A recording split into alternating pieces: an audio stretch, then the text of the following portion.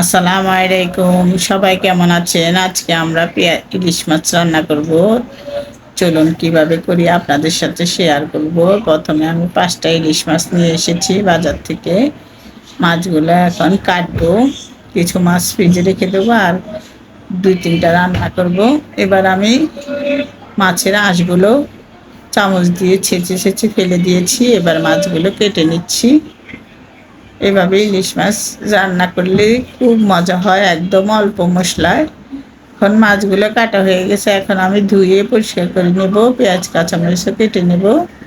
এই যে মাছও ধুয়ে নিয়েছি, পেঁয়াজ কাঁচামরিচ কেটে নিয়েছি। তেলে কড়াই বসিয়ে তেল গরম দিয়ে পেঁয়াজ কাঁচামরিচ দিয়ে দিলাম আর মাছে লবণ হলুদ মেখে নেব। ইলিশ মাছ এভাবে মাছে লবণ হলুদ মেখে রান্না করলে খুব মজা হয়। এবারে পেঁয়াজের মধ্যে আমি একটু রসুন বাটা দিয়ে দিলাম আর গুঁড়ো মরিচ দিয়ে দিলাম, দিয়ে একটু ভাজবো।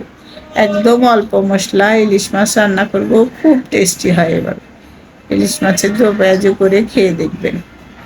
এবার আমি মাছগুলো দিয়ে কিছুক্ষণ ভেজে তারপর পানি দিয়ে দেবো, দিয়ে আমি 20 মিনিটের মতো চুলাটা একদম কমিয়ে রান্না করে নেব। এই যে একদম চুলাটা কমিয়ে আমি রান্না করে নিয়েছি 20 মিনিট। এখন আমি নামিয়ে নেব।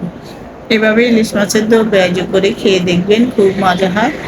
আমি একটু খেয়ে দেখেছি, খুব মজা হয়েছে।